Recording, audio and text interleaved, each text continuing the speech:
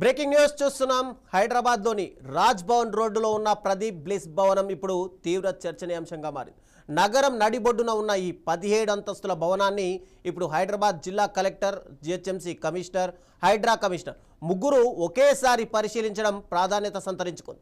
ప్రజావాణి కార్యక్రమం నుంచి నేరుగా వెళ్లిన అధికారులు భవనాన్ని పరిశీలించి ఇది ఎఫ్టీఎల్ పరిధిలో ఉన్నట్టు గుర్తించినట్టు ఆరోపణలు వినిపిస్తున్నాయి.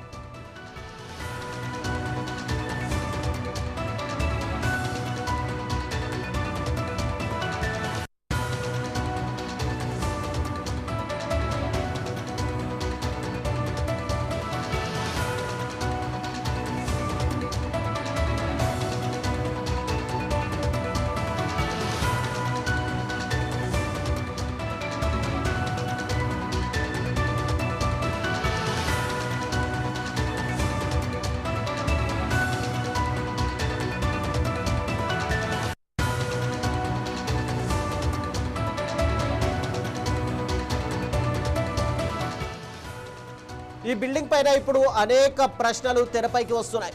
నిజంగానే ఈ భవనానికి అనుమతుల్లో లోపాలున్నాయా?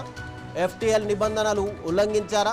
ఈ నిర్మాణం పైన హైడ్రా చర్యలు తీసుకుంటుందా లేక పరిశీలనతోనే సరిపెడుతుందా? ఇంత భారీ నిర్మాణం జరుగుతున్న సమయంలో సంబంధిత శాఖలు ఎలా అనుమతించాయి? ఇప్పుడు ఈ అంశం రాజకీయంగా కూడా ఆసక్తిగా మారింది. ఇక ప్రదీప్ బ్లిస్ నుంచి మరిన్ని వివరాలు మా ప్రతినిధి రమేష్ అందిస్తారు.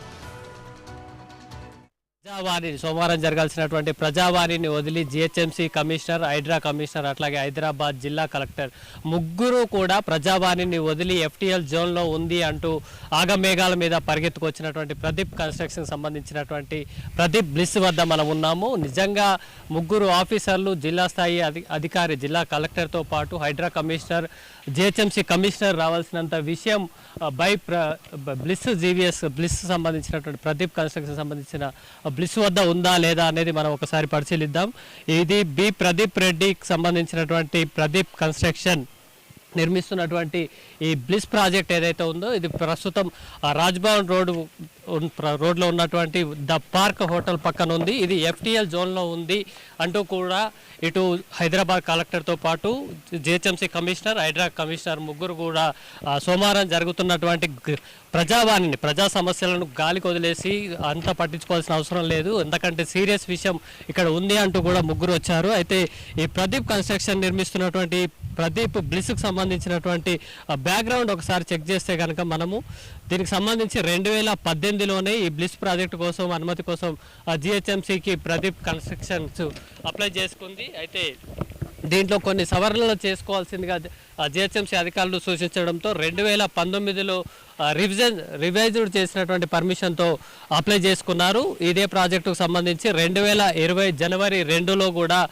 జిహెచ్ఎంసీ పర్మిషన్ కూడా ఇవ్వడం జరిగింది. జిహెచ్ఎంసీ హెడ్ ఆఫీస్ నుంచి ఈ ప్రాజెక్టుకు అనుమతి వచ్చింది. పర్మిషన్ నెంబర్ వచ్చేసి 01747 డేటెడ్ 2 జనవరి 2020.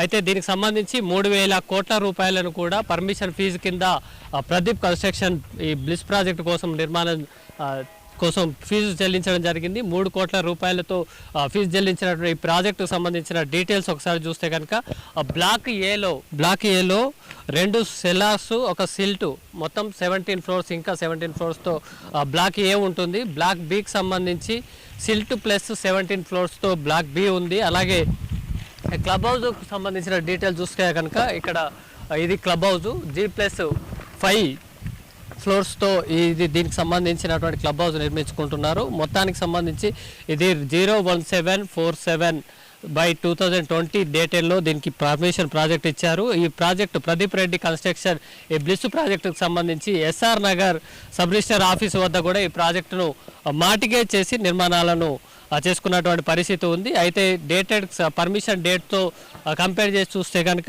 2 జనవరి 2026 వరకు ఈ బ్లిస్ ప్రాజెక్టును అయితే పర్మిషన్ పూర్తి చేసుకోవాల్సి ఉంటుంది. అయితే దీనికి సంబంధించి 2019 జనవరి 28వ తేదీన కూడా జిహెచ్ఎంసీ అధికారులు క్షేత్రస్థాయిలో పరిశీలించడం జరిగింది ఈ ప్రాజెక్టు పురోగతికి సంబంధించి. అదే సందర్భంలో ఇది నాలాపై నిర్మించబడినట్టుగా కూడా గుర్తించి జిహెచ్ఎంసీ అధికారులు అయితే రిపోర్ట్ ఇచ్చారు.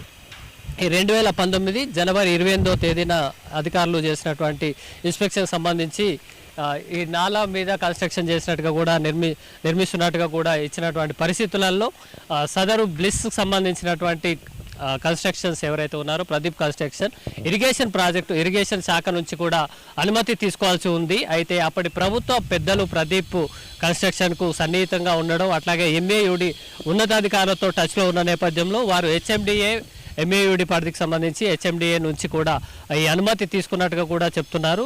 అదే సమయంలో రెరాలో ఈ ప్రదీప్ బ్లిస్ కూడా రిజిస్ట్రేషన్ చేసుకుంది. రెరాలో రిజిస్ట్రేషన్ నెంబర్ వచ్చేసి P025300001906 కింద రెరా రిజిస్ట్రేషన్ కూడా చేసుకున్నటువంటి పరిస్థితి ఉంది. అయితే రిజిస్ట్రేషన్ చేసుకున్నప్పటికీ ఇట్లాంటి వివాదాలను, ఇది నాలాలో ఉందా లేదా ఎఫ్టీఎల్లో ఉందా అనే అంశం రెరా ప్రాజెక్టు కిందికి అట్లాంటి అంశాలను చూడదు. అయితే కేవలం ఏదైతే బిల్డర్స్కి కొనుగోలుదారుకు సంబంధించినటువంటి అంశం ఏదైతే ఉంటుందో వాటికి సంబంధించినటువంటి వివాదాలను రెరా పరిష్కారం చేస్తుంది.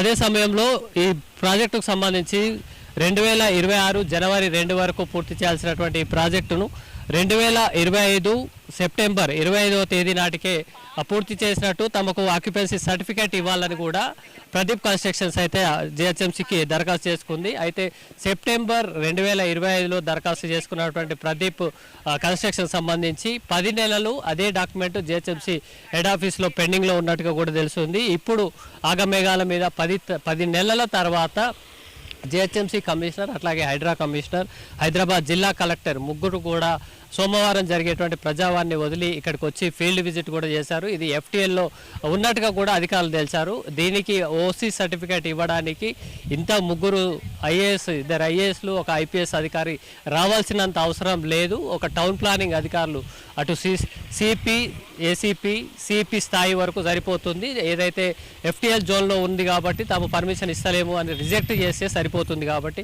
అట్లాంటి ఒక సింపుల్ విషయానికి 2025 సెప్టెంబర్ నుంచి పెండింగ్లో ఉంచి 2 రోజుల క్రితం ఏదైతే ప్రజావాణి సోమవారం వచ్చి చేశారు. అయితే నిజంగా ఇది ఎఫ్టీఎల్ జోన్లో పరిధిలో ఉన్నట్టుగా స్వయంగా హైడ్రా కమిషనర్, ఇటు జిహెచ్ఎంసీ కమిషనర్ తెలిసినటువంటి పరిస్థితులలో ఎఫ్టీఎల్లో ఉన్నటువంటి నిర్మాణాలను కూల్చేందుకు, ఇటు ఎఫ్టీఎల్ బఫర్ జోన్ వాటర్ బాడీలో ఉన్నటువంటి వాటిని కూల్చేందుకే హైడ్రా ఏర్పడింది అని చెప్తున్న పరిస్థితులలో నిజంగానే వీటిని కూలుస్తారా, లేకపోతే పేదల ఇళ్లకు మాత్రమే కూల్చి ఇట్లాంటి బడా కాంట్రాక్టర్స్కి సంబంధించి వాటిని వదిలేస్తారా అనేది హైడ్రా కమిషనర్ తెలుసుకోవాల్సి ఉంది. ముఖ్యంగా గతంలో తిరుపతి రెడ్డి, సీఎం సోదరుడు తిరుపతి రెడ్డికి సంబంధించినటువంటి కన్స్ట్రక్షన్ కూడా గతంలో నోటీసులు ఇచ్చి మిగతా పేదవాళ్ళను కూల్చారు అనేది విమర్శలు అయితే హైడ్రాపై ఉన్నాయి. అదే పరిస్థితుల్లో స్వయంగా హైడ్రా కమిషనరే దీన్ని కూడా ఎఫ్టీఎల్ జోన్లో ఉందని తెలిసినటువంటి పరిస్థితి ఉంది.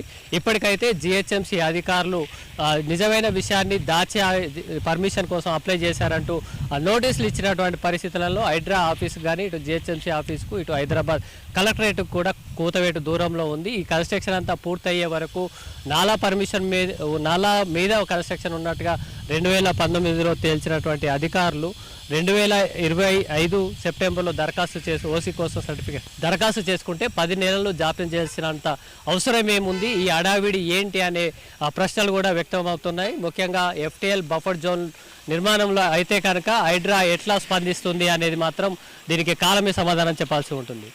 కెమెరా పర్సన్ సుధాకర్తో రమేష్. ప్రధాని మోడీ నాయకత్వంలో